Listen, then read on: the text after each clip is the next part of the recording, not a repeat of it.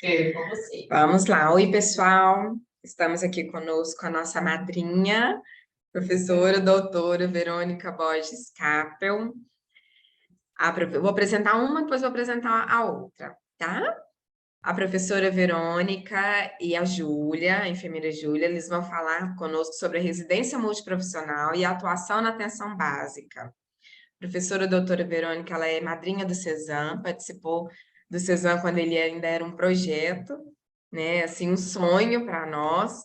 Ela é graduada em terapia ocupacional pela Universidade Federal do Triângulo Mineiro, mestra e doutora em atenção à saúde, docente na Universidade Federal do Triângulo Mineiro, no curso de graduação em terapia ocupacional. Trabalhou por 7 anos como terapeuta ocupacional do CAPES Infanto Juvenil. Foi professora substituta do Magistério Superior do Departamento de Terapia Ocupacional nesta mesma universidade. Atualmente é líder do Núcleo de Estudos, Práticas e Pesquisas em Infância, Adolescência e Suas Famílias. É professora tutora da Residência Integrada Multiprofissional em Saúde da UFTM, área de concentração Criança e Adolescente. E agora eu quero apresentar a Júlia. A Júlia é enfermeira, formada pela Universidade Federal do Triângulo Mineiro, especialista em saúde da criança e do adolescente pelo Programa de Residência Multiprofissional do HC da Universidade Federal do Triângulo Mineiro. Então, temos aqui uma palestra multi, né, de uma terapeuta ocupacional e de uma enfermeira, falando sobre a residência multiprofissional e a atuação na atenção básica. Bom, passo a palavra a vocês, fiquem à vontade e agradeço desde já a participação de vocês aqui conosco. Oi, gente, todo mundo me ouve direitinho? Sim? Boa tarde. Bom, primeiro, Júlia e eu gostaríamos muito de agradecer o convite, né? A gente se sente muito honrada, muito lisonjeada, né? Agradeço a equipe do CESAM, comissão organizadora, a Fernanda brinca, gente, que eu sou madrinha, porque quando o projeto ele realmente estava sendo gestado, né? Teve uns meses de gestação, a gente trocava muitas ideias, né? Inclusive, eu gostaria aqui de direcionar meus agradecimentos especiais, né? Na figura dela, Fernanda Manzan, e da Júnia Denise, que, além de parceiras, né, do CESAM, são pessoas e profissionais que me auxiliam e me auxiliaram durante minha trajetória profissional, né? Então, são pessoas que eu tenho uma profunda admiração, uma profunda gratidão.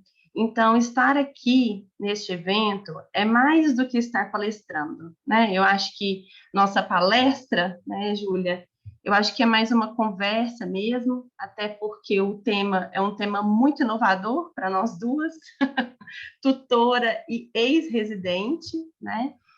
É um tema que a gente não costuma ver em eventos, em congressos, né? Mas o CESAM sempre está aí inovando. Então, agradecer mesmo de verdade a Fernanda e a Júnia pela oportunidade de estarmos aqui juntas, né? E sempre aceitar essa fragmentação aí do padrão, né? Sempre que a gente pensa em fazer alguma coisa no sentido acadêmico, a gente pensa em romper, né? Em romper alguns padrões, alguns paradigmas. Estava escutando um pouquinho da palestra da professora Fernanda, né? Falando sobre as comunidades terapêuticas, né? E sobre o domínio dos corpos. Eu acho que é um pouco isso que Júlia e eu tentamos aqui trazer para vocês, né? Que a residência ela é multi e tem que ser multi de verdade, né? Então, não cabe apenas ao professor, ao preceptor ter a palavra, né? Eu acho que cabe a todos falar sobre o seu ponto de vista. Então, já feitos os agradecimentos, né? Eu acho que a gente já foi devidamente apresentada, né, Júlia? Acho que eu nem preciso falar mais nada. Hoje eu estou, Oi, né, gente? pessoal. Queria agradecer o convite a toda organização, né, do evento e também muito obrigada, professora Verônica, pela sensibilidade de poder dividir esse momento de fala. Imagina. Bom, gente, então podemos começar. Pode passar, fazendo favor.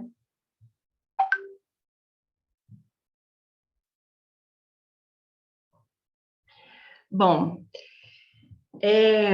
Antes da gente começar a falar da residência propriamente dita, né, e dos seus impactos na atenção básica, na atenção primária à saúde, a gente precisa pensar que a residência, ela é um processo de ensino, né, ao mesmo tempo que ela está vinculada a um processo de trabalho. Então, neste sentido, a residência, ela precisa comungar ao SUS, aos princípios, às diretrizes do SUS e ao que o SUS necessita, né, enquanto demanda, enquanto necessidades. Então, nesse sentido, a gente sabe que o SUS, ele preza pela qualidade dos serviços que são ofertados, isso independente de ser atenção primária, secundária ou terciária, né? Independente do nível de complexidade. E além da qualidade dos serviços, nós sabemos que os profissionais que atuam no SUS precisam estar muito bem qualificados, né? A gente sabe que a saúde coletiva, a saúde pública, ela exige do profissional diversas competências, diversas atribuições que muitas vezes excedem aos conteúdos técnicos, teóricos e formativos que nós apresentamos, que nós acabamos desenvolvendo durante o processo de graduação, né? Então, neste sentido, a residência, ela também tem um compromisso de formar profissionais com este perfil, né? Um perfil de qualidade, um perfil mais aprofundado de conhecimentos, e não apenas técnicos, né? Mas conhecimentos relacionados à praxis mesmo, né? À prática profissional. E aí, pensando nisso, nós sabemos que a integralidade, ela, além de ser um princípio, uma diretriz do SUS, a integralidade no SUS e para a residência multiprofissional, ela também excede os parâmetros teóricos, né? O que eu quero dizer com isso? Se a gente for pegar a legislação do SUS, a integralidade diz respeito a esse sujeito, né, que muitas vezes nós chamamos de usuário, esse sujeito ele ser olhado e atendido em todos os níveis de complexidade. Mas quando nós pensamos no processo formativo dos residentes, né, e dos próprios profissionais que atuam no SUS, no sentido da sua capacitação, da sua qualificação, a gente percebe que a integralidade, ela também diz respeito à visão deste profissional, deste residente, para com o sujeito que ele atende. Então, o SUS fala muito do olhar biopsicossocial, né? É um olhar que muitas vezes é alvo de críticas do ponto de vista de ser muito abstrato e muitas vezes difícil de ser desenvolvido, mas do ponto de vista da saúde pública, a gente acaba tendo a necessidade de olhar esse sujeito para além do diagnóstico, para além do CID, para além daquelas demandas que são trazidas até nós, no sentido de déficits, de limitações, de dificuldades.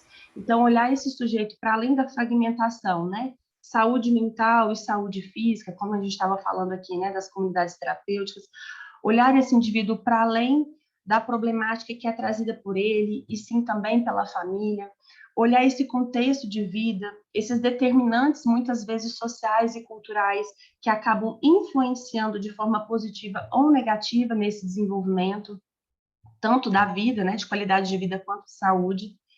E aí, nessa mesma direção, né, nesse mesmo raciocínio, a gente precisa pensar que o trabalho interprofissional, ele é extremamente importante, né, na atenção básica e na residência.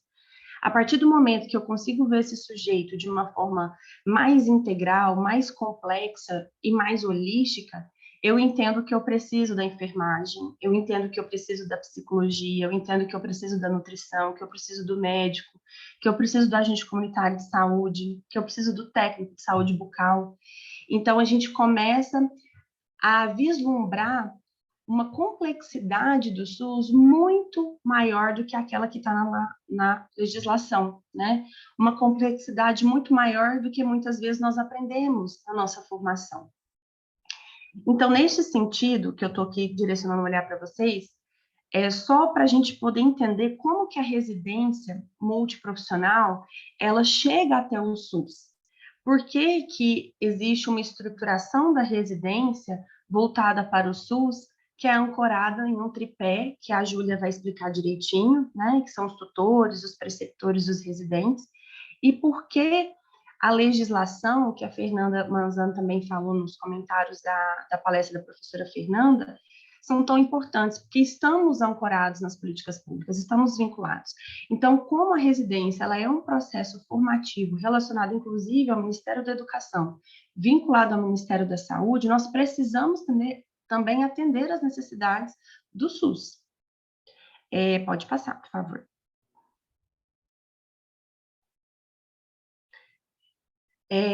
Dando continuidade, pensando que o SUS, então, ele é complexo, ele exige do profissional competências específicas e que esse profissional ele seja qualificado, a gente precisa pensar que esses profissionais também precisam desenvolver habilidades, atribuições e competências muito específicas que vão exceder aquilo que é padronizado no sentido de técnicas, de conteúdos, de educação. A Fernanda falou de Paulo Freire, né? De educação bancária, vamos falar assim, né? Usar as palavras de Paulo Freire, que excedem a educação bancária e que vão na direção de uma educação mais dialógica, mais problematizadora, né? De construção desse saber. Então, para os profissionais que já atuam no SUS e para os residentes que estão se vinculando ao sistema, nós precisamos desenvolver habilidades que não são apenas teóricas, como a tomada de decisão, a comunicação eficaz, a liderança, o gerenciamento, educação permanente. Então, se a gente for raciocinar sobre essas habilidades, a tomada de decisões, por exemplo, muitas vezes, quando nós estamos no Sistema Único de Saúde, que sejamos profissionais ou residentes, né, no processo de formação da residência, nós, muitas vezes, somos submetidos a situações... Para o áudio? Vocês estão me ouvindo? Não? Estamos sim. Tá dando para ouvir. Tá bom. Normal, pode continuar. Certo. Então, muitas vezes, nós estamos submetidos a situações que nós não aprendemos durante o nosso processo formativo, né, da nossa profissão. Situações que exigem de nós pensamentos, reflexões e críticas que vão ser construídas no processo de campo, no processo de trabalho. Então, nesse sentido, eu preciso me relacionar com os meus pares, com os outros profissionais, com as outras categorias, e muitas vezes tomar decisões de forma coletiva e de forma ética, sempre pensando em ponderar risco, benefício, então tendo um raciocínio profissional realmente ético.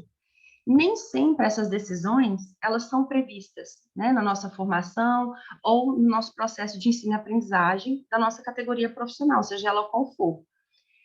Além disso, a comunicação, né, a professora Fernanda também falou sobre o processo de comunicação, a Júnia também comentou, né, sobre esse papel que muitas vezes nós colocamos os sujeitos, né, como pacientes, né, e não como protagonistas, né, das suas próprias mudanças, das suas próprias transformações.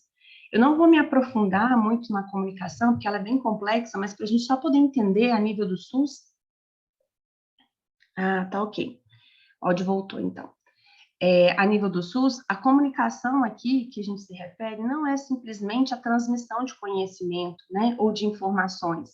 Simplesmente eu passar uma orientação para um paciente relacionada a uma prática de exercício físico, ou a uma dieta, ou algum desempenho na sua atividade de vida diária, né? O processo de comunicação no SUS, ele é permeado por vários aspectos. Ele é permeado pelo contexto, ele é permeado pelas habilidades que a pessoa que está falando, muitas vezes o profissional tem, as habilidades que quem está participando dessa comunicação possui, pelos próprios vieses, né, os próprios poluidores dessa comunicação, que muitas vezes estão relacionados ao contexto de trabalho que eu tenho, né?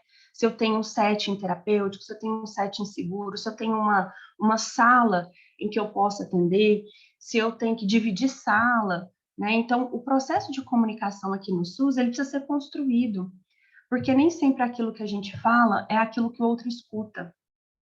E aí, à medida que a gente entende que o nosso papel é apenas transmitir orientações e informações, a gente não está falando de uma comunicação eficaz, né? Processo de liderança, né? Uma habilidade de liderança muito importante, né, dentro do Sistema Único de Saúde, que pode ser ocupada por cargos de gestão, e nós não estamos falando de categorias profissionais específicas, qualquer categoria profissional pode estar exercendo o cargo hoje, né, de liderança, mas para além dos cargos de gestão, nós precisamos pensar em competências de liderança, funções de liderança. Muitas vezes, quando nós estamos inseridos no SUS, nós negligenciamos lideranças comunitárias, nós negligenciamos lideranças religiosas, né, lideranças familiares. Então, quando nós falamos de competências e de habilidade de liderança, a gente precisa pensar tanto nas lideranças dessa comunidade, da sociedade, quanto nas capacidades da equipe, dos profissionais, de exercer aspectos relacionados à liderança, como a mobilização do coletivo, de direcionar esse coletivo em prol de um objetivo comum, a capacidade de gerenciamento, né, e de gestão de serviços, de processos, e a educação permanente, que é a capacidade dessa equipe sempre estar se qualificando, se aperfeiçoando, melhorando o seu desempenho, a sua formação. Então, essas competências, gente, essas habilidades, são habilidades que se esperam de todos os profissionais que trabalham no SUS, mas também são habilidades que nós tentamos treinar e tentamos desenvolver, né, nesses profissionais que se tornam residentes ao adentrarem algum programa de residência multiprofissional ou uniprofissional. Pode passar. Bom, então, nesse sentido, o SUS e a residência pensam muito nesse profissional competente, né? Existe um senso comum que é muito interessante, que as pessoas entendem que quem trabalha no SUS é um profissional com menos conhecimento, né? Ou com conhecimento superficial, o que é um equívoco, né? Quando a gente fala de uma formação generalista, que é o que o SUS preconiza, nós não estamos falando de uma formação ínfima, de uma formação menos importante. Nós estamos falando de uma formação global, totalizante, integralizada para esse sujeito. Então, para ser esse profissional do SUS, seja ele residente ou um outro profissional que não esteja cursando a residência, nós precisamos de profissionais com qualificação, com perfil generalista, humanizados, críticos e reflexivos, justamente porque o SUS ele vai para e passo em desenvolvimento com a sociedade. Todas as demandas sociais, todas as demandas de saúde, elas vão ter relação com o SUS. A exemplo que nós temos aí da pandemia, né, que nós ainda estamos vivenciando, como precisou essa reorganização acontecer a nível de todo o Sistema Único de Saúde, né? E não apenas na atenção básica, mas como os profissionais precisaram se qualificar, precisaram se reinventar e se transformar de acordo com a necessidade momentânea, situacional e técnica do momento. Pode passar, por favor. Bom, gente, então, só para a gente entender, falei um pouquinho só para a gente poder compreender como que a residência ela chega ao SUS. Por que muitos aspectos que a Júlia vai contar, de vivências, de experiências, na época em que ela era residente, aconteceram da forma como aconteceram. Porque a residência ela está o tempo todo articulada com os princípios, com as diretrizes e com o que é esperado de um profissional que trabalha no SUS. Então, eu vou passar a palavra agora para ela dar continuidade e estou aqui à disposição. Então, pessoal, como a professora Verônica já iniciou, né, falando um pouquinho aí da residência, que ela tem um formato de pós-graduação lato sensu. Então, o que é isso, né? É um ensino, em formação, em serviço. Então, é uma formação e ensino. Então, ela é orientada pelos princípios do SUS, as diretrizes e também a partir da realidade local, ali que está inserido essa residência multiprofissional. E por que é multiprofissional, né? O meu grupo, por exemplo, era formado por mim, sou enfermeira, uma nutricionista, 2 terapeutas ocupacionais, uma fisioterapeuta e um psicólogo. Então, esse era o meu grupo de residência, né? Então, também, assim, temos também saúde, no caso, era saúde da criança e do adolescente, e também a gente tinha outros eixos, saúde do adulto, do idoso, que podia ter uma ou mais profissões, mas era sempre formado por por diversas profissões aí. Pode passar para o próximo, por favor. Eu consigo passar para o próximo? Se quiser, pode passar, por favor. Isso. Então, a residência, ela tinha uma carga horária, né, extensa, que ao total é 5.760 horas. 80% dessa carga horária era de estratégias educacionais práticas em serviço, e 20% da carga horária é estratégias educacionais teóricas. Então, são 60 horas semanais, 12 horas por dia, dividido em 2 anos. A forma de ingresso, né, hoje, atualmente, aqui na UFTM, no HCUFTM, é através do Exame Nacional da Residência, que foi aderido a partir desse ano, que é também conhecido como ENARE, que é uma avaliação realizada pela Empresa Brasileira de Serviços Hospitalares, que é a EBSER. Então, é feita através de uma prova, currículo profissional, então abrange todo o território nacional. Então, a pessoa que se inscreve, ela tem a oportunidade de escolher, assim, o campo, o eixo, saúde da criança, do adulto, idoso, em todo o território nacional, a depender da sua nota. Pode passar, por favor. Então, aqui está um pouquinho, né, do edital desse ano.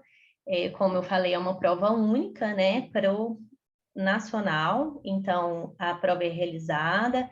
Depois você tem a opção de escolher em todo o âmbito nacional o local que você quer fazer a residência. Pode passar. Então, aqui um pouquinho do número de vagas, e além da residência multiprofissional, né, é importante falar também que a gente tem a uniprofissional. Então, no caso aqui, né, em Uberaba, a gente tem para enfermagem, que é atenção à neonatologia, e também a urgência e trauma para o enfermeiro. Pode passar. E agora, eu quis colocar esse slide para que chega num ponto assim que para o residente é muito desafiador. Porque o primeiro ano de residência, o nosso local, né, o nosso campo de trabalho é no HC. Então, é atenção terciária, onde o atendimento às vezes é muito imediatista, a gente não tem, às vezes, a possibilidade de criar um vínculo, né, com aquele paciente que a gente está atendendo, por mais que o profissional queira, muitas das vezes o paciente está em risco, né, iminente de morte, então a gente sai da atenção terciária e vai para a atenção primária ou básica saúde, que é onde a gente ficou no nosso segundo ano de residência, no CAIS, que é o Centro de Atenção Integrada à Saúde, aqui no município de Uberaba mesmo. E na atenção terciária, por mais que a gente saiba, né, que a gente tem aquele grupo, que a gente se encontra semanalmente, o serviço ainda não é um serviço multi, porque muitas das vezes cada profissional está em um local, dentro do hospital, e na atenção primária, né, atenção básica saúde, não. Então, assim, a gente precisa reformular toda a nossa forma de trabalho, pensar como que a gente vai trazer, né, esse paciente, né, usuário do serviço, para os nossos atendimentos.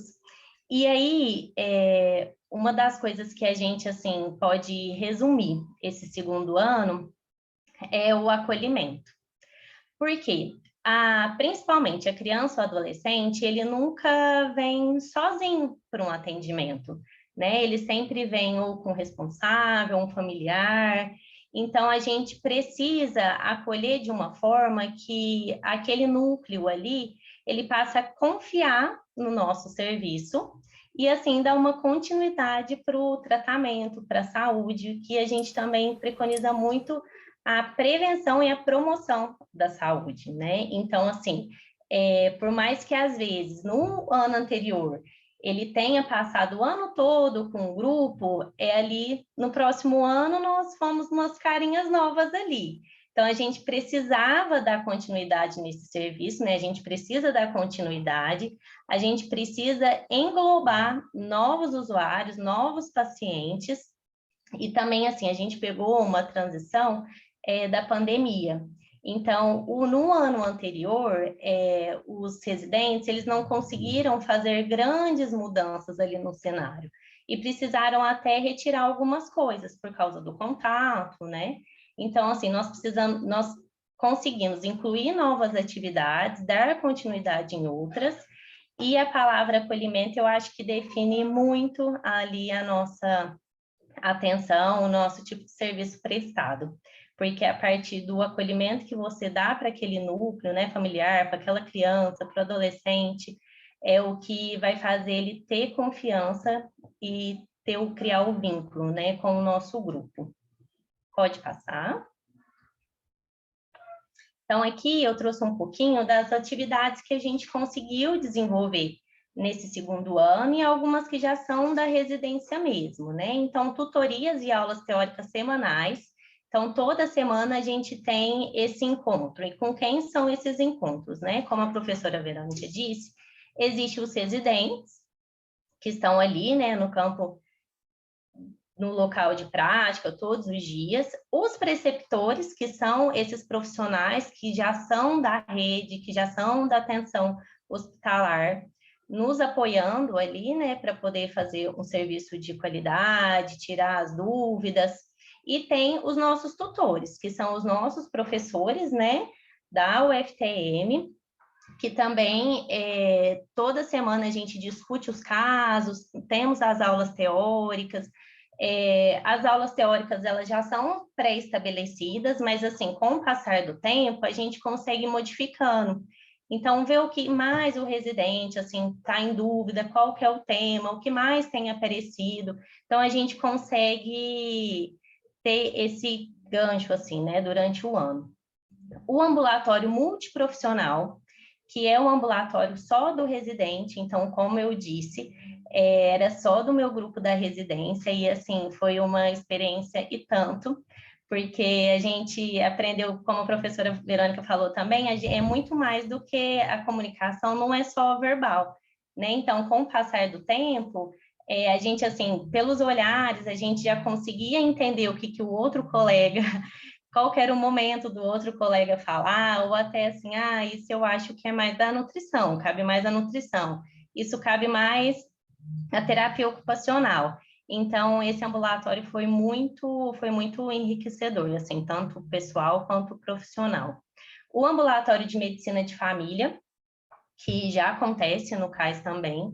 Então, além dos residentes de medicina de família, né, residentes médicos, toda a equipe multiprofissional participa de todo o atendimento, e também, assim, foi uma troca muito, como que eu falo, muito enriquecedor no sentido do respeito mesmo, mútuo ali, tanto de todos os profissionais, então, assim, todos os profissionais tinham seu momento de fala, a gente conseguia fazer diversos encaminhamentos para a rede, então, todos conseguiam dar a sua opinião, né, através das suas profissões.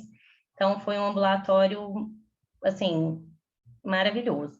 O ambulatório de ebiatria, que acontece também no CAIS, que ebiatria é a consulta, né, do adolescente. Então, eu não, assim, até onde a gente saiba, é só esse médico que existe aqui em Uberaba, né? Então, essa consulta só acontece no CAIS.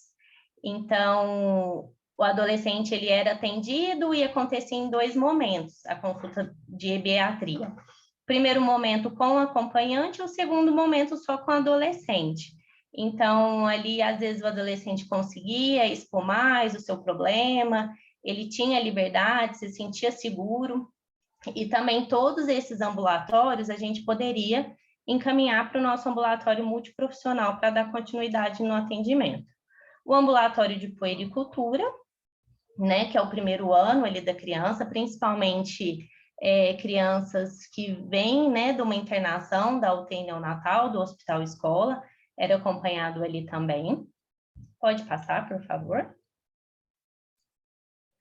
O AI, que é a Atenção Integral à Infância, né, a gente também participava desse ambulatório, que são as crianças que foram vítimas de violência aqui no município de Uberaba. E a gente também criou, né, assim, ao longo do ano, alguns projetos fora do CAIS. Então, um deles, a gente ia toda semana na Escola Felício de Paiva, trouxe umas fotinhas no final para vocês poderem dar uma olhada, que a gente fazia educação em saúde. Então, toda semana, a gente ia até a escola com algum tema e passava em todas as salas de aula. E o mais importante, né, na escola, a gente conseguiu diversas crianças e adolescentes que estavam muito tempo sem um acompanhamento médico, acompanhamento odontológico. Então, a gente conseguiu trazer para o nosso ambulatório multiprofissional e dali dar continuidade na saúde. Então, assim, tinham crianças e adolescentes que estavam com uma demanda grave e não conseguiam acesso, né, a esse serviço de saúde. Então, assim, o ambulatório, né, foi uma porta de entrada para esse atendimento. O projeto Bola de Ouro, que é que já acontece no bairro Valim de Melo, então eles já conseguem agregar muitas crianças, então nós fizemos várias atividades nesse local, foi uma parceria muito enriquecedora também, acontecia aos sábados de manhã, então a gente tinha presença assim, de 30, 40 crianças, então foi um local escolhido que foi muito... nós conseguimos aproveitar bastante. E nós fizemos também a comemoração ao Dia das Crianças, que a gente conseguiu recolher através de arrecadação brinquedos, materiais escolares, e a gente pôde fazer um dia para eles, né, uma manhã, que a gente conseguiu também pula-pula, carrinho de pipoca, para todas aquelas crianças ali do bairro e também para as que a gente conseguia do nosso ambulatório mesmo. E a gente tem, né, ainda tem, que é o Instagram Multikits Residência, que a gente colocava informações de saúde semanalmente, a gente fazia uns vídeos bem legais, então todos esses eram os nossos projetos que foram desenvolvidos. Pode passar? Aí aqui, desculpa, eu trouxe algumas fotinhas, esse é meu grupo de residência, a Roberta, que é fisioterapeuta, que é a primeira, a Giovana, nutricionista, eu, Emanuele e a Yali, terapeutas ocupacionais, e o Gustavo, que é psicólogo. Então, assim, os nossos atendimentos, como vocês podem ver na próxima foto, era sempre, nesse caso, né, a mãe, ela estava com uma criança, e aí ela tinha uma demanda muito forte, familiar, mas assim, não queria falar na frente, né? Então, assim, a gente já tem aquela sensibilidade de tirar a criança da sala, levar para outra sala para fazer alguma atividade, enquanto a mãe, ela conta, assim, às vezes o que realmente está acontecendo naquele núcleo familiar para estar chegando nesse processo de saúde e doença, né? Então, era sempre assim, com recortes, pinturas, muitos brinquedos. Pode passar. Aí aqui, todo atendimento, a gente, porque a criança, ela pintava, né, desenhava, e a gente teve a ideia de colar no nosso armário, que era a nossa sala de atendimento. Então, a criança, ela chegava, ela se sentia acolhida, né? E assim, era um local que ela sabia que ela poderia retornar. Então, todas as vezes, assim, chegava a criança, ela já ia procurar o desenho, aí a gente fazia elas pintarem, desenharem, né? Que elas se sentirem à vontade, recortava, colava no armário, para toda vez que ela voltar, ela se sentia acolhida e segura e sabia que, assim, ela continuava presente ali, né? Pode passar. Aqui foi o dia da nossa comemoração, que teve parceria com os estudantes de graduação da terapia ocupacional. Então, teve pintura, teve atividades práticas, e também teve o pessoal da Uniub, né, que eles se vestem, né, de palhaço, então foi super legal. Pode passar. Mais umas fotinhas desse dia. Pode passar também. Aqui algumas atividades que a gente fez na escola. Então, a gente sempre procurava levar um banner, um folder, algo bem ilustrativo para eles se envolverem ali na nossa atividade. Sempre um tema relacionado à saúde. E a gente também, assim, sempre estava pedindo a opinião dos professores, da direção da escola, o que eles estavam sentindo, né, para aquele próximo mês, qual que era a demanda, e a gente também sempre tentava se adequar às necessidades da escola. Pode passar? Aqui foram algumas atividades no projeto Bola de Ouro, que a gente fez um bingo um dia, relacionado também à atenção à saúde. Nós também, na FUNEL, né, a gente conseguiu fazer um Cine Pipoca com os adolescentes. Pode passar?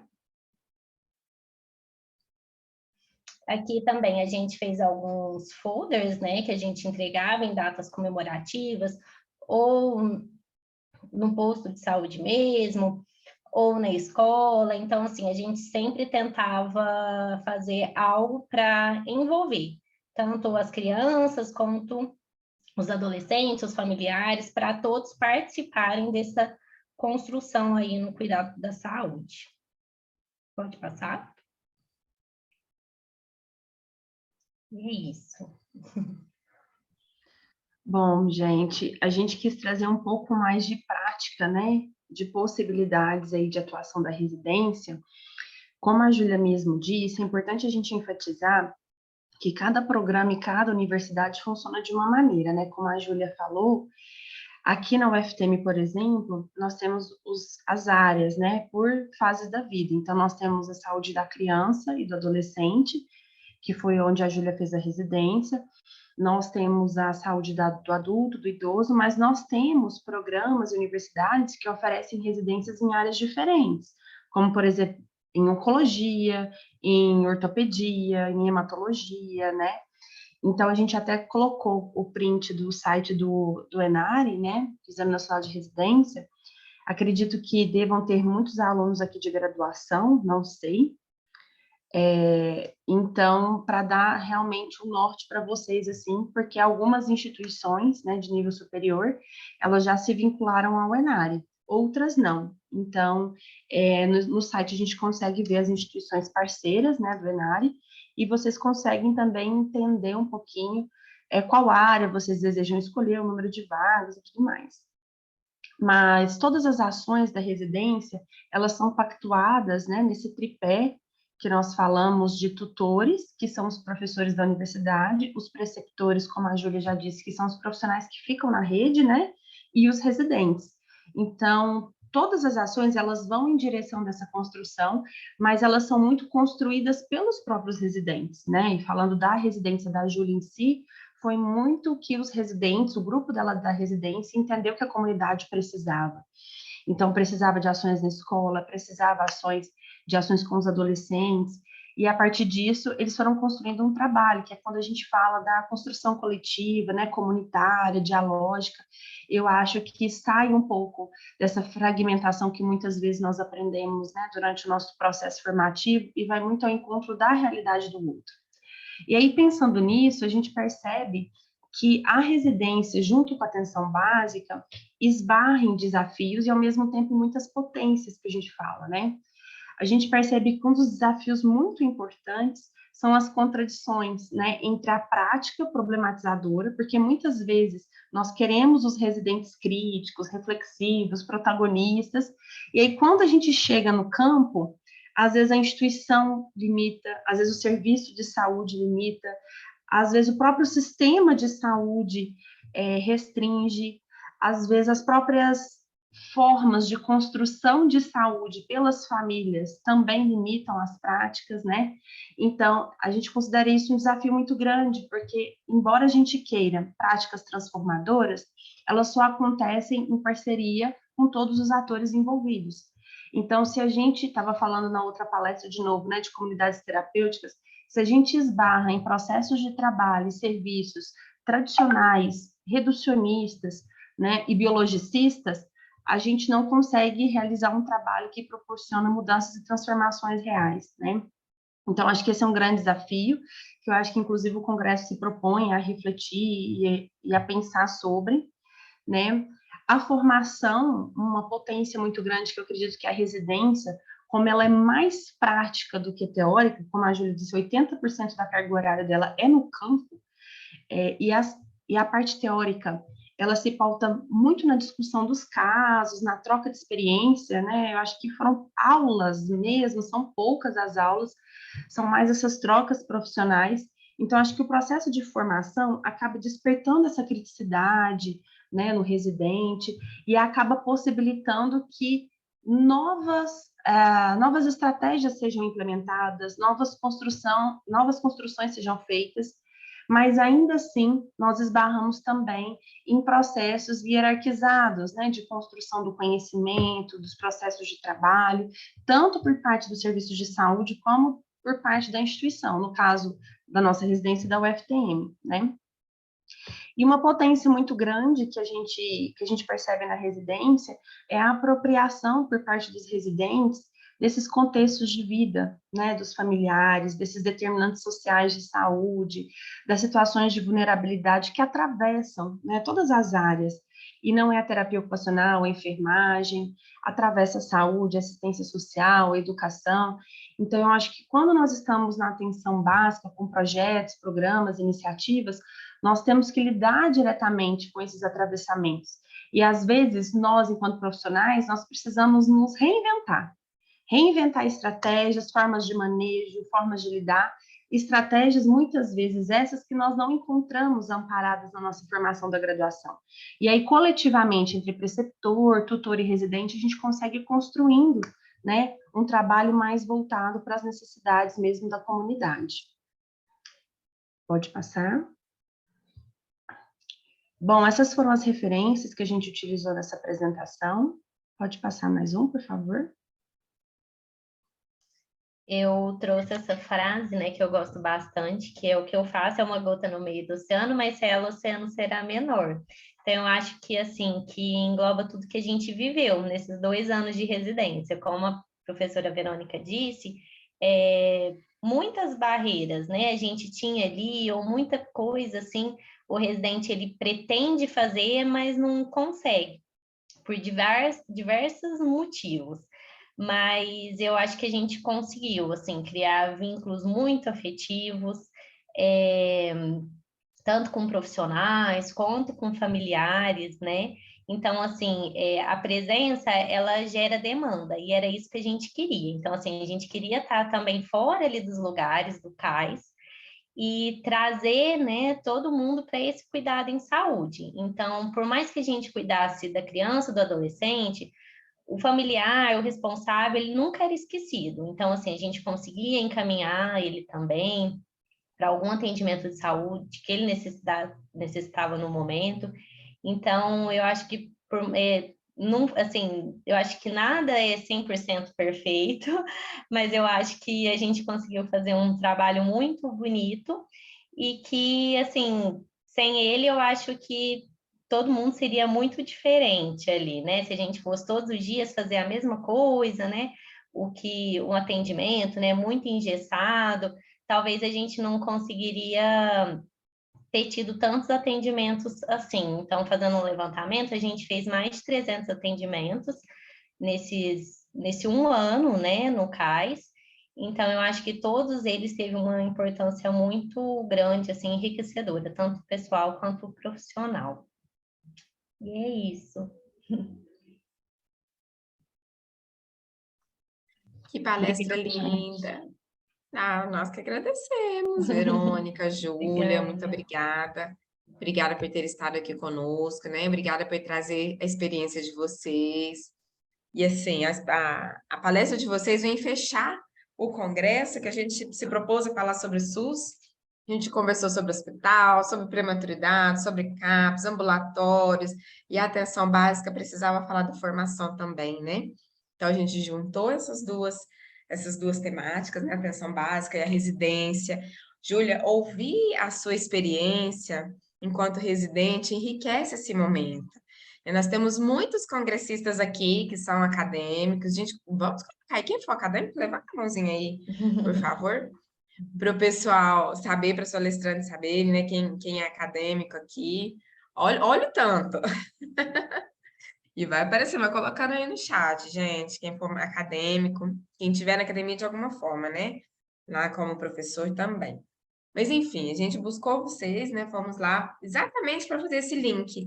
Onde está, né? O Ministério da Educação, ele entra aí, ele precisa, o Residente, ele precisa seguir as prerrogativas do SUS. E que desafio, né? O desejo de fazer é tão grande, de ter uma prática ali, ó, deixa eu ler mais um pouquinho, deixa eu estudar, e deixa eu ir para a prática, é uma carga horária enorme. Eu tive a oportunidade de conhecer você, Júlia, antes dessa palestra já, né? Então, eu vejo a luta de vocês. É muito bonito o trabalho que vocês realizam. Olha o tanto de mãozinha lá no chat. E, pessoal, vamos aproveitar, vamos conversar com a Verônica, com a Júlia, sobre essa bagagem delas.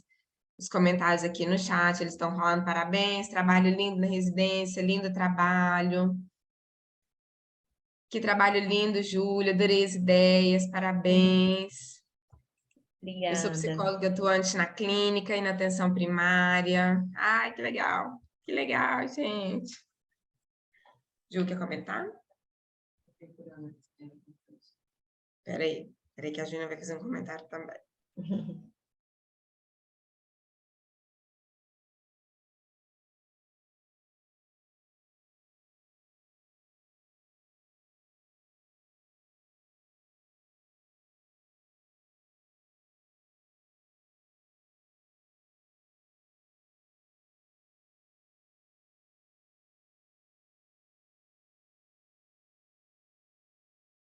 Gente, aqui, consegui ligar. Nossa, mas esse computador tá me mordendo hoje. Eu ligo, desligo, ligo, desligo. Dá certo. Vai dar certo. Meninas, muito obrigada, viu, pela presença. Palestra. Importante mesmo a gente ver as pessoas que estão em campo, né, que conseguem associar a teoria e a prática, né? A gente precisa disso. A Fernanda fez algumas anotações aqui, eu também fui fazendo as minhas. E enquanto vocês foram falando, fico me perguntando assim, sobre a experiência da residência, né? Não é uma experiência que eu tenho na minha formação, acho que você também não, Também tive. não passou pela residência. Mas vocês, enquanto pessoas que estão nessa prática, a pergunta é de curiosidade, até para a gente compartilhar sobre essa construção. A gente entende como é super necessário, vocês colocaram 80% da carga horária é em campo. Como fica a saúde mental? Como fica a condição de construir uma carga horária em prática tão grande? Vocês acham que está dando para levar? Está indo bem? Como é que vocês veem essa formação para o profissional que está chegando? Porque a gente sente muita falta, sabe? Assim, vendo que os profissionais que estão vindo precisam da prática, né? E a residência é um campo prático essencial, que talvez na graduação a gente não tenha tanta oportunidade, né? De ter. Muitos profissionais chegam à atuação sem prática, e aí chega a residência, por exemplo, é um formato mais prático teórico. Só que também tem o desgaste. Como fica? Onde estaria o equilíbrio? Eu quero saber de vocês que estão mais para esse olhar. Bom, eu acho que assim, o desgaste ele é notável, tanto no primeiro quanto no segundo ano, mas eu acho que o primeiro ano, né, ele é assim, é porque, como na graduação, né, muitos dos que chegam na residência são recém-formados, talvez não teve nenhuma experiência de trabalho, então eu acho que às vezes choca um pouco mais. Então, a gente tenta aliviar, né, esses momentos nas nossas tutorias, com os nossos preceptores. Então, eu acho que, assim, o primeiro mês, né, de residência, a tutoria é muito mais um desabafo do residente do que ali uma troca, às vezes, né, de, como eu faço isso, como eu faço aquilo. Então, esses momentos, né, com o tutor, com o preceptor, são muito importantes, assim, imprescindíveis. E o segundo ano, por mais que a gente saiba que vai para muito além da técnica ali, né, os casos, igual a professora Verônica falou, atravessa tudo, às vezes, o que a gente encontrou na graduação, encontrou na nossa vida mesmo, pessoal, né? É muito, às vezes, diferente. Então, a gente precisa trabalhar a nossa criatividade, a gente precisa, como tá todo mundo junto ali, né? Então, o residente no segundo ano, a gente fala que é uma coisa mais leve, porque a gente consegue estar ali todos os dias dividindo aquele problema. Então, assim, a gente está ali, não está pensando sozinho. Então, nós somos em 6. Então, além de estar todo mundo junto, a gente também continua tendo esses encontros, só que assim, até os tutores percebem, né? Assim, o tanto que a gente. Às vezes eles falam assim, mas hoje vocês não têm nenhum assim, um trabalho, alguma coisa que está afetando vocês, e aí a gente cria aquela assim, segurança, né? Então, o primeiro ano realmente é muito desgastante, então a gente tem esses momentos, né, de troca com o tutor, principalmente. E no segundo ano, eu acho que a questão de estar todo mundo junto acaba tornando mais leve. Mas, assim, realmente, são 12 horas por dia, 60 horas semanais, é um trabalho carga horária extensa, né? Isso, é uma carga horária extensa, mas que a gente consegue ir quebrando, né, esse peso, assim, ao longo dos 2 anos. Mas sabe que você falou agora, Júlia, que amarra bastante com outros temas que foram trazidos no Congresso, né? A gente fica muito feliz, né, Fer? Que temas foram se articulando, que é o trabalho em rede, né? E a gente, o Aragão trouxe muito isso na palestra dele, do macro, né, o trabalho macro da rede, a Vilma trouxe muito do trabalho inter, né, dentro de um serviço, e vocês estão trazendo isso do trabalho em rede, também da necessidade da equipe estar se apoiando, tanto nas funções, né, no caso, cada um saber, que você mostrou a foto, né, dos seus colegas, cada um com a sua área de especialidade, né, com a sua técnica, mas também com o apoio tá todo mundo começando, né? Então, para residência tem que ser acho que até 3 anos, né? De graduação. Isso.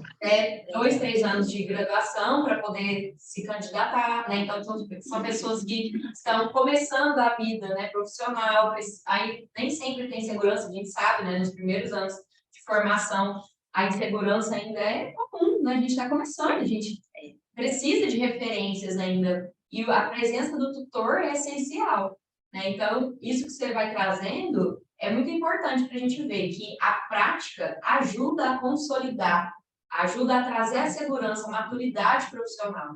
E estando ainda em um ambiente SUS, né, que a gente entende que os atravessamentos de inimagináveis situações, né, você deve ter passado por experiências que a formação profissional na graduação não te preparou. É que a gente, às vezes, é treinado mais com um ambiente clínico preparado, né? Uma coisa mais, assim, controlada. E chega nos ambientes públicos, especialmente, né? Foge. A gente tem que criar, às vezes, um setting em 5 segundos, né? Então, realmente, o que você deve sair de repertório clínico, de conduta, né, de alcance e de trabalho, potência para o multi, para o inter, né, deve ser uma experiência bastante enriquecedora. Né? Te agradeço compartilhar. E aproveita e volta a pergunta para a tutora, né? Como que é? Para coordenar, né, organizar, direcionar de alguma forma uma equipe com profissionais de especialidades diferentes, mas com angústias semelhantes. Primeiro, vou responder bonitinho, tá, gente? Prometo que eu vou tentar. Primeiro que, assim, como tutor, a gente não está só também, né? Nós temos uma equipe de tutores. Então, tem eu da infância, da terapia ocupacional, mas eu tenho uma colega também da terapia ocupacional da infância. E nós temos tutores da psicologia, nós temos tutores da nutrição, da enfermagem. Então, também é uma equipe que se apoia muito, né? Eu não sei se ficou claro para o pessoal que estava assistindo, gente, mas quando a gente chama de R1 e R2, né? R1 no primeiro ano e R2 no segundo ano. No segundo ano, aqui na UFTM, é quando os residentes vão para atenção básica. Então, todos os atendimentos deles são interdisciplinares. Todos. Todas as crianças, os bebês, né, os adolescentes, todos estão na sala juntos. O nutricionista, a Júlia, a enfermeira, a Yali e a Manu, que são TOs. Então, todos os atendimentos são compartilhados. Então, eles precisam criar formas de atendimento, estratégias de atendimento, onde todos conseguem investigar suas demandas específicas profissionais e todos também coletivamente conseguem ajudar aquela família, que a gente sabe que a criança ela não é sozinha, né? Ela vem com a família, conseguem ajudar aquela família naquelas demandas que a família traz. Então, assim, é um desafio muito grande porque eles vêm do hospital. Vem de um modelo hospitalocêntrico, onde cada setor é leito 1, leito 2, leito 3, diagnóstico X, diagnóstico Y, aspiração, broncoaspiração, né? Então, são realidades muito distintas. Isso causa um sofrimento, eu diria um choque nos residentes, né? Porque é uma desconstrução, e é o que a gente vem falando aqui, eu acredito nas palestras que eu consegui estar, né? A gente fala o tempo todo desse protagonismo. E aí, quando os residentes chegam, por exemplo, a nível comunitário, que SUS é território, né, gente? SUS é comunitário, então não tem nada de tão, vamos falar assim, atípico os residentes irem para a escola, irem para projetos sociais, como Bola de Ouro, faz parte do trabalho, né? Mas é algo muito diferente para nós, né? Muito diferente para os residentes. Então, nossa, mas a criança ela está abaixo peso, por exemplo, né? Desnutrida. Não posso fazer uma consulta individual, né? Por exemplo, da parte da nutrição? Não, todos nós vamos avaliar. O TO vai avaliar desenvolvimento, a nutrição vai avaliar a parte dela, a enfermeira vai olhar cartão de vacina também, vai todo mundo colaborar. Inclusive, nos outros ambulatórios, como a Júlia falou, de pediatria e do médico da família, são juntos com os médicos, nenhum ambulatório é separado. Então, são 7 profissionais, às vezes com 3, uma mãe, um pai, ou 2 filhos, ou 2 mães, um filho, né? A família que chegar lá, são todos esses profissionais atendendo essa família. Então, eu acho que é um aprendizado, porque a gente esbarra no saber do outro, e ao mesmo tempo que a gente também adentra o saber do outro, né? Às vezes depende da forma como a gente olha. Se a gente olha isso como algo ruim, ou como algo que eu aprendo também, né? Com relação à saúde mental, né, foco aqui do congresso, a Júlia, eu não sei se é porque a gente tinha pouco tempo também, assim, para falar, e eu sei que eu geralmente tomo a maior parte do tempo dos outros, né? A saúde mental também, ela atravessa muito a atenção básica de uma forma muito desafiadora. Então, quando chega a saúde mental, né, Júlia, quando chegava lá no CAIS, era meio pane geral, assim, né? É nosso, não é nosso? Aí avalia aí, vai para o CAPS, fica aqui, vamos marcar o retorno, vamos chamar o preceptor para estar junto, né? Para a gente ver, porque é um desafio muito grande mesmo, um desafio, uma lacuna na formação de ensino superior, de todas as graduações, né? E, especialmente, nosso foco aqui, eu puxo a sardinha sempre para a infância e para a adolescência, que é a minha área, especialmente na infância e na adolescência, que foi a residência da Júlia também, né? Então, quando às vezes é uma questão de saúde mental que nunca vem isolada, a gente precisa rever. Então, essa articulação, o Júnior, que você começou a dizer, né, dentro da equipe, entre os serviços, foi uma dificuldade que a gente esbarrou. Quando a gente começou a encaminhar as famílias, a gente conversava, gente, mas qual o serviço que tem aqui na rede que a gente pode encaminhar esse menino? Ai, não sei, vamos pesquisar. Vamos fazer uma pesquisa, vamos fazer uma lista. Ah, mas tem que o FTM, não, mas tem a Uniub também, tem o ambulatório da Uniub, né? Então, é uma reconstrução e uma articulação constante, é o contato com escola, com conselho tutelar, com vara da infância, né? Então, é uma lógica totalmente diferenciada da lógica da atenção terciária, por isso que a gente quis trazer, né? A Júlia até foi muito feliz nesse apontamento, assim, porque é realmente uma reconstrução, né? Não só de práticas, mas de pensamentos, de formas de manejo, de entendimento, né? Então, às vezes, quem vai conduzir mais naquele momento, aquele acolhimento, é um determinado profissional. Mas isso não significa que eu, enquanto outra categoria profissional, eu também não possa intervir, né? Não sei se eu respondi. Agora, a questão de saúde mental é realmente preocupante para a coletividade, né? Eu digo que a gente está vinculado a esse processo de ensino-aprendizagem. É muito difícil. A carga horária da residência ela é muito extensa, inclui plantões mensais, né? E os residentes, é o trabalho deles, a residência, né? Então, eles trabalham para a residência, com a residência, os projetos de extensão com a residência. O aprendizado é muito grande, mas o desgaste é muito grande, principalmente por conta desses atravessamentos que nem sempre nós estamos preparados, né? A Júlia não entrou em muito específico nos ambulatórios, mas tem um ambulatório em específico, que é o de violência, né? O Júlia que chama aquele AII, né? Que é um ambulatório que eles se rodiziam dentro do HC para vítimas de violência. E é um ambulatório que todos da residência passam, todos passam. E muitos não veem isso nem na graduação, né? E aí, de repente, eles são profissionais que estão atendendo famílias vitimizadas. Então, são formações e adequações constantes, tanto por nossa parte também, quanto tutores, né? Porque às vezes a gente acaba adentrando muito a academia e ficando longe dos contextos de prática, para os residentes que às vezes já estão condicionados a uma determinada prática, e para os preceptores, que também, além do trabalho de atendimento à população, eles também ali estão praticando o ensino, né? Então, é uma transformação, por isso que eu aproveitei a fala de Paulo Freire, que a professora Fernanda falou, porque eu acho que é construção mesmo, o aprendizado, a educação, é uma construção dialógica mesmo, que a gente precisa sempre entender que o outro também sabe algo e o outro também contribui para algo nesse processo de mudança, né? Meninas, temos uma pergunta para vocês. O Moisés coloca assim: boa tarde. Recentemente me formei em psicologia e irei me preparar para fazer residência. Qual é a dica que vocês duas podem passar para quem vai fazer?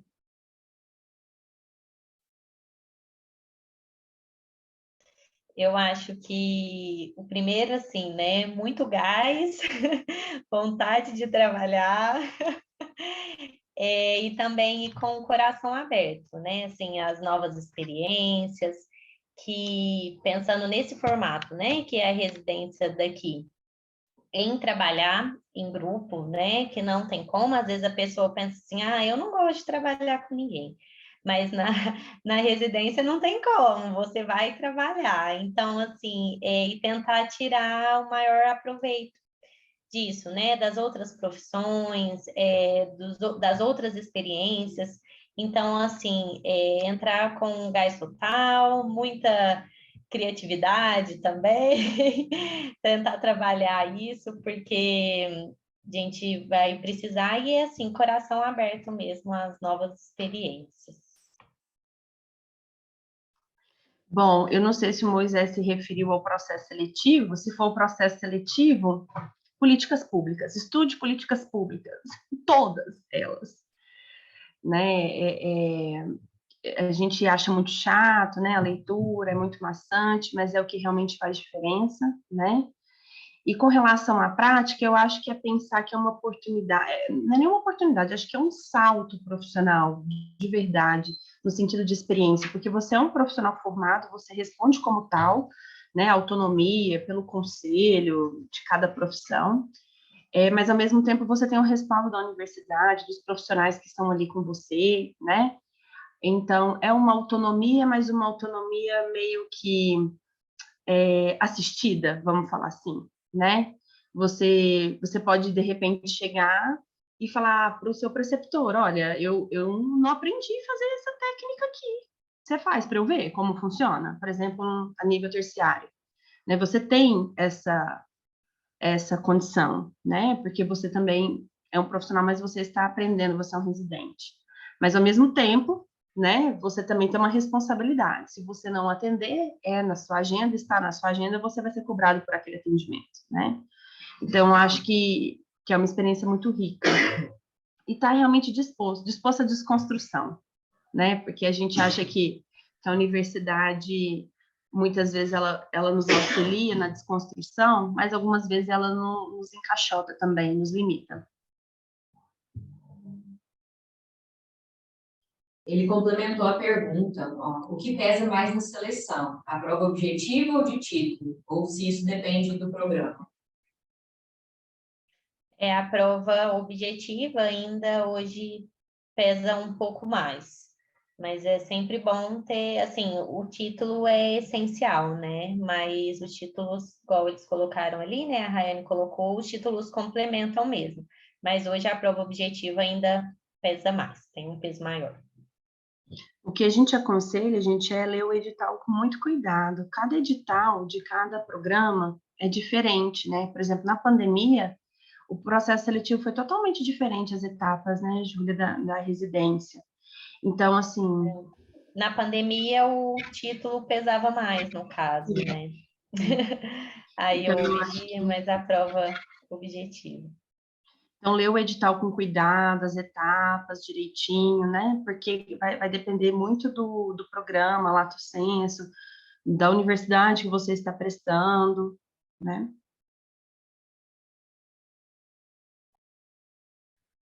Eu gostaria de compartilhar com vocês uma experiência minha. Eu não fiz a residência, né? Eu formei já alguns aninhos atrás. E quando eu me formei, eu fui trabalhar no Hospital da Criança. O primeiro caso que eu atendi foi uma situação de violência sexual. Como eu queria ter uma tutora comigo naquela hora, né? Para eu poder recorrer e falar, pelo amor de Deus, me ajuda a conduzir esse caso. E aí, no ano seguinte, Júlia, que abriu a primeira residência, né, o primeiro ano de residência do multiprofissional. E aí eu já ia entrar, já tinha passado no concurso, já ia entrar no concurso da prefeitura, então não daria, eu não conseguiria conciliar. Mas assim, eu queria dizer para vocês o quanto o SUS, né, ele traz uma bagagem incrível. E ter esses primeiros contatos, né, no SUS, tendo os tutores ao lado, é maravilhoso, é uma experiência maravilhosa, né? E o trabalho, essa prática multiprofissional, ela é um desafio.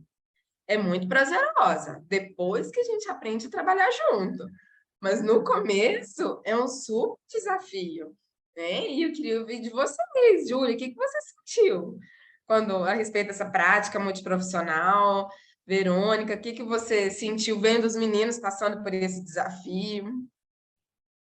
Eu acho que, assim, o choque é inevitável, né? Então, muitas das coisas, assim, claro, cada um, assim, dentro da sua profissão, às vezes ali no atendimento, tinha uma potencialidade maior em alguma coisa. Então, eu acho que o primeiro mês, eu acho que foi de descobertas, assim, para todo mundo do meu grupo. A gente fala que a gente foi muito agraciado, assim, no nosso grupo, porque apesar das diferenças, a gente se respeitava muito, né? E todo mundo conseguia, assim, respeitar e entender que um tinha um potencial maior para uma coisa, o outro para outra, não só dentro das profissões mesmo, né? Então, o primeiro momento foi um desafio, mas eu acho que a gente conseguiu se respeitar e ao longo do tempo encaixar, né, os trabalhos, assim, o que cada um podia trazer, o momento em que cada um podia trazer, mas é claro que, assim, o choque no início ali, até a descoberta de cada um é inevitável. Bom, a gente está falando o tempo todo de SUS, né, gente? Porque o SUS preconiza o trabalho interdisciplinar.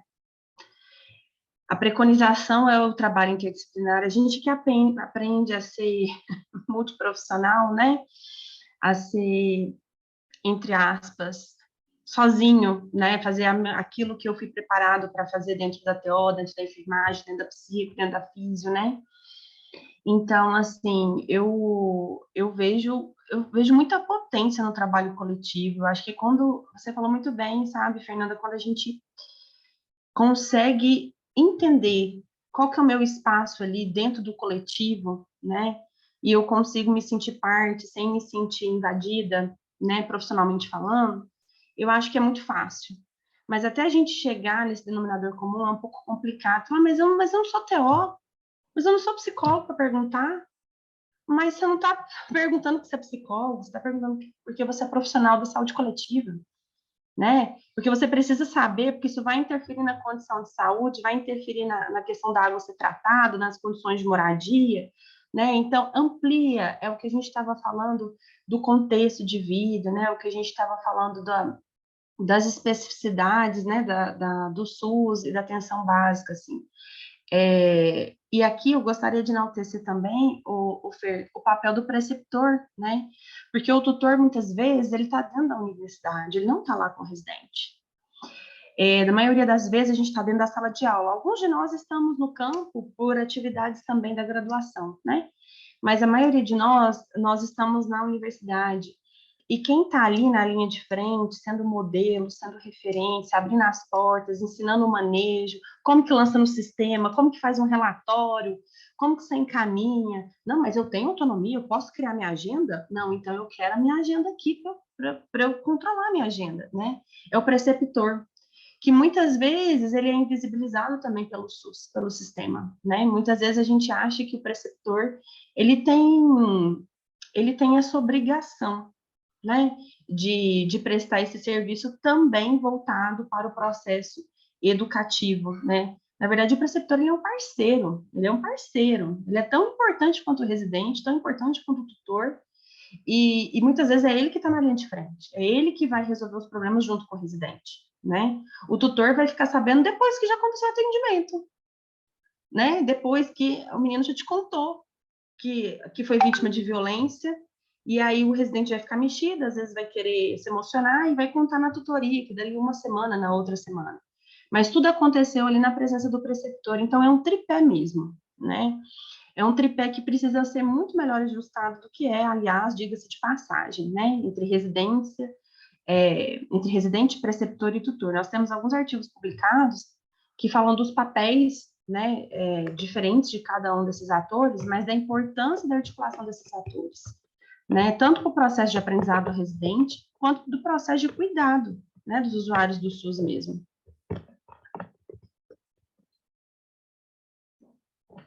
Nós temos mais 2 comentários aqui. Da Rayane, né? É desafiador porque quando o residente chega com muito fôlego, quer promover aquilo que tanto trabalhou, estudou na graduação.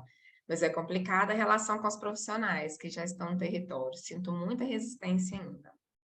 Moisés concorda, complicado mesmo dessa forma, a Rayane complementa. Atuo na atenção básica, mas na atenção básica a gente lida com demandas de saúde mental. Demandas com necessidade de reabilitação, demandas de cuidados paliativos, e é como se ainda tivessem a ideia da fragmentação do sujeito no cuidar. Somos a porta de entrada dos serviços de saúde. Então, para além das condições crônicas, sempre tem as surpresas. E os residentes propondo uma nova forma de pensar para lidar com as demandas que são persistentes e novas. Chega até a incomodar. Risos. Aí eu tive que tirar o meu também para rir. Porque incomoda mesmo, gente. Incomoda. E a ideia é incomodar. Entendem? A ideia é incomodar. Porque se não incomoda... E não incomoda só quem está no serviço, não, porque trabalhei 10 anos na prefeitura. Sei que é ser incomodado diariamente. Mas incomoda os residentes também. Porque aí eles chegam na tutoria e falam, mas não tem o que fazer. A gente já passou a dieta, o menino está sobrepeso, a gente já passou a atividade física, a gente já fez as orientações de rotina, e eles não obedecem, Verônica, a família não faz o que a gente pede. E aí a gente fala, então o que vocês propõem? Uma falha na comunicação, lembra que a gente falou da comunicação? Que não é só transmissão, né, de informações? Então, nossas cabeças todas vão pensando estratégias. Que jeito que eu estou chegando nessa comunidade? Que recursos que essa comunidade tem para entender o que eu estou dizendo? Será que na casa dela tem água tratada? Porque eu não perguntei, muito básico, mas eu não perguntei na minha anamnese. Ué, então vai ter doença mesmo nessa família. E aí a gente começa a desconstruir. E à medida que a gente se desconstrói do lado de cá, a gente leva a desconstrução para o campo. E aí, chegando no campo, os residentes, que muitas vezes são recém-formados, estão cheios de energia, cheios de projetos, vamos fazer, vamos acontecer. Coisas que muitas vezes são viáveis, mas que o sistema muitas vezes não proporciona espaço para o desenvolvimento. E muitas coisas que às vezes não são muito viáveis, e que a gente ainda não sabe, porque a gente não está inserido nesse contexto, a gente está se inserindo nesse momento. Por isso, a parceria do preceptor, do residente, do tutor, da equipe que trabalha no SUS é muito importante, né? Não sei se a Júlia quer complementar. Assim, é uma coisa até pessoal, né? Assim, que às vezes a gente pensa às vezes do preceptor que está ali há muito tempo, né? Do profissional, e aí a gente, assim, mas uma experiência. Não, mas aí às vezes a gente sempre fala, perguntou da água, né? Tem água tratada? Não, pediu para ferver? Não, não perguntei, também não vou perguntar, porque ele não vai ferver a água. Mas ele não falar, né? Ele não dar essa informação, não tem, assim, eu posso fazer. Então, assim, vou pedir licença, né? Vou falar, olha, você não tem água tratada, mas se tiver condição de ferver, a gente sabe, né? A questão do gás tá muito cara. Mas, assim, coisas que não infringem, né? Nosso conselho, nossa prática, nossa ética, a gente pode fazer. Então, assim, às vezes a gente tinha essa dificuldade, né? Falar assim, nossa, mas ele não fez, e se eu falar, vai parecer que eu estou atravessando. Mas como a gente tinha, assim, a oportunidade, né? De ter um novo encontro, de encontrar aquela família em outro momento, então eu poderia fazer de uma forma diferente. E isso, assim, na atenção básica, na atenção terciária, a gente esbarrou muito com esses problemas também, né? A gente fala problemas que é por isso que a gente chega cheio de vontade de fazer e às vezes a gente vê que o outro não está fazendo, mas eu acho que se a gente tem a oportunidade ali de fazer melhor, algo que não vai atrapalhar também, né? Porque a gente era muito preocupado em quebrar, a gente não podia quebrar esse vínculo porque às vezes ele já vem acompanhado há muitos anos, né, pela medicina de família, né, e a gente chega ali, às vezes, falando coisas que vai quebrar esse vínculo, vai fazer com que ele não volte. Então, a gente respeitando o trabalho do outro e tentando fazer o nosso da melhor forma, era o que a gente tentou fazer ali durante esse ano.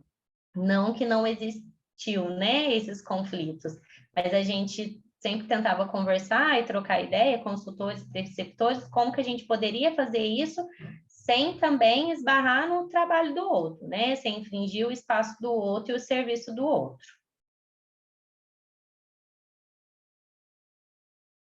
Bom, Verônica, Júlia, muito obrigada pela participação de vocês, obrigada pela participação de todos os congressistas aqui.